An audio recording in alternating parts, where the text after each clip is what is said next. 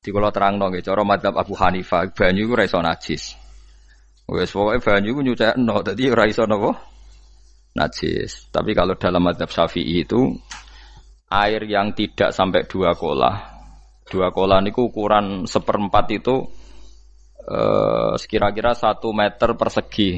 Berarti kiri kanan atas bawah niku napa? 1 meter niku pun 2 napa? Kolah.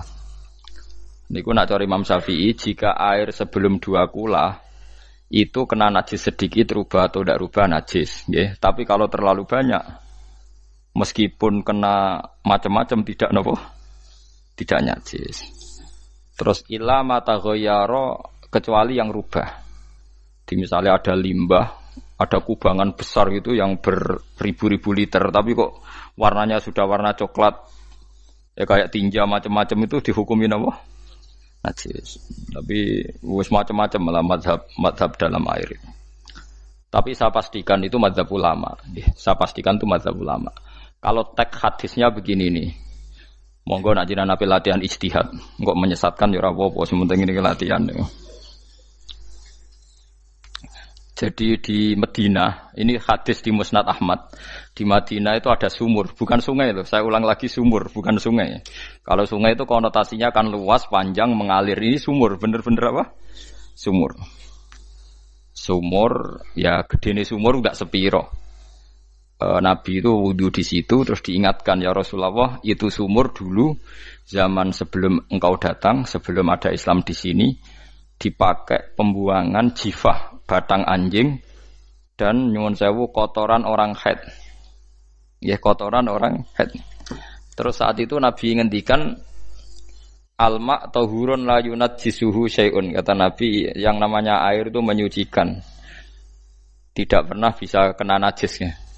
Alma tahurun la yunajjisuhu syai'un. Terus Nabi wudu. Ya sudah begitu. Ya sudah begitu, sampe rasa bojiro-jirono. Alhamdulillah hadisnya ngono. Ya kan ya, paham kan ya? Mana nek sampean ditangkleti.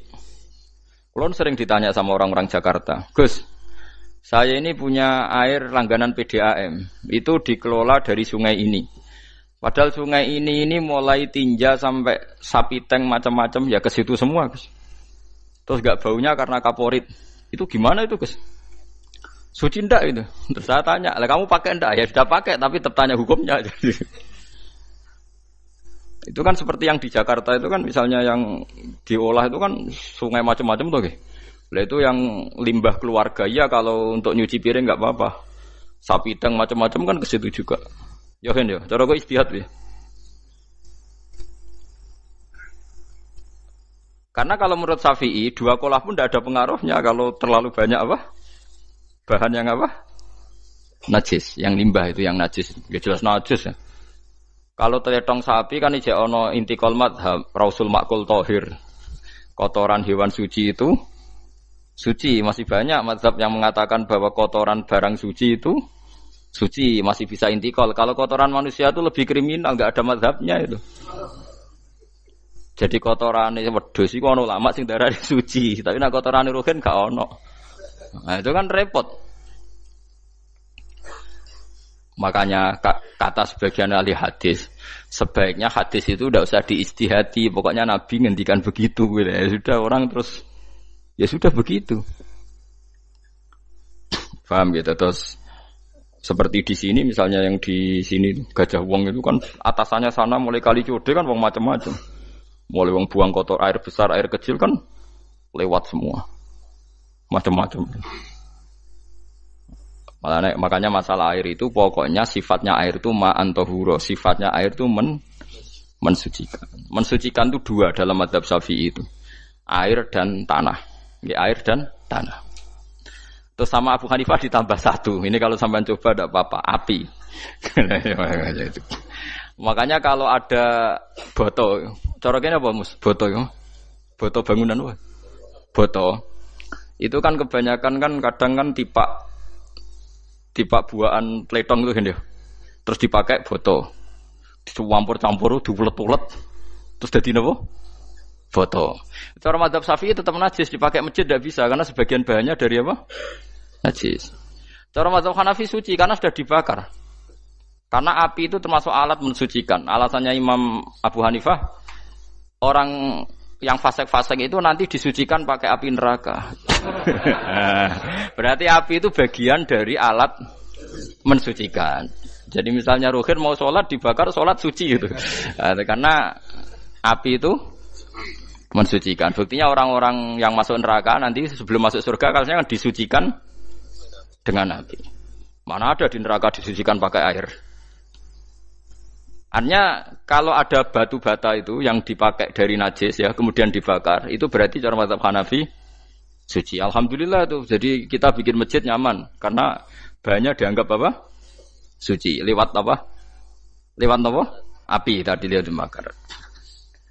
Tapi yang ngeri ya. Nggih. Ben sampean ngerti mazhab gitu. Terus saya memang tak niati setiap saya ngaji entah 1 2 tak sisipkan hukum fikih karena fikih ini yang kita alami keseharian. Nggih, fikih ini yang kita alami napa? Keseharian. Makanya saya minta teks hadis tadi jangan rubah. Pokoknya ada sumur. Sumur loh tidak sungai. Sumur itu kan airnya tenang, tidak ngalir. Nyatanya Rasulullah sudah dilapuri.